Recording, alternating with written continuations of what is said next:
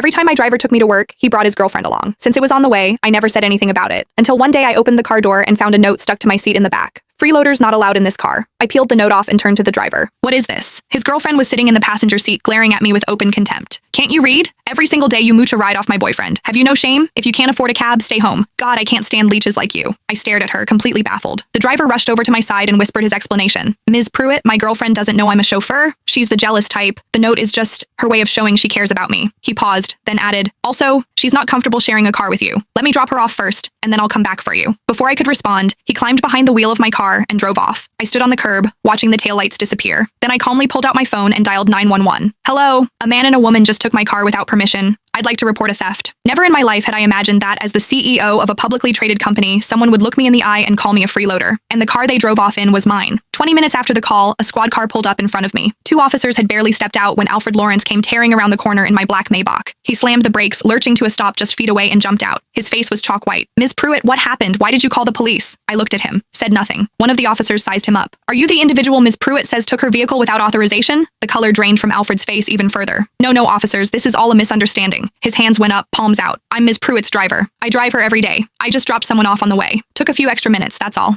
Nobody stole anything. He gestured frantically at the Maybach behind him, forcing a grin. See? I brought the car right back. First thing. The officers looked at me, then back at him. Ms. Pruitt, do you want to press charges? I was about to answer when Alfred leaned in close, his voice dropping to a desperate whisper. Ms. Pruitt, please. For my father's sake. He drove for you all those years. Just let this one go. He swallowed hard. You know my dad's health isn't good. I finally found a girlfriend, and it's the one thing he wanted from me. What I did back there was just to keep things stable between her and me. I had no choice. The mention of his father softened something in me. Owen Lawrence had been my chauffeur for 6 years. Honest, dependable, steady behind the wheel, and never once a source of trouble. In all those years, he had never been late, never gotten a single violation. Every holiday, when I handed him a bonus, he'd try to wave it off for a solid 5 minutes before finally accepting. 3 months ago, Owen was diagnosed with a lung condition that required long-term rest. He had no choice but to resign. On his last day, he stood in my office, rough hands twisting together, clearly wanting to say something but unable to get the words out. Finally, face flushed with embarrassment, he told me his son Alfred had just lost his job. If the company had an opening, could I possibly give the boy a chance? Owen had been an honest man his entire life. He had never asked anyone for a favor. That was the first time. Out of respect for him, I said yes. For the first 2 months, Alfred did fine. Though he wasn't exactly the kind of driver who never gave you a moment's worry, he at least did what was expected. Pickups and drop-offs were on time, and the car was always spotless. But starting last month, things changed. The day it began, Alfred came to pick me up, and there was suddenly a woman caked in heavy makeup sitting in the passenger seat. I stared, confused. Alfred hurried out to open my door and explained in a low voice, Ms. Pruitt, this is my girlfriend, Kara Fox. Her workplace is on the way to the office, so I figured I'd give her a ride. I nodded and said nothing. Giving someone a ride along the way wasn't a big deal, but gradually something started to feel off. What was supposed to be on the way turned into a fixed, daily routine that never varied.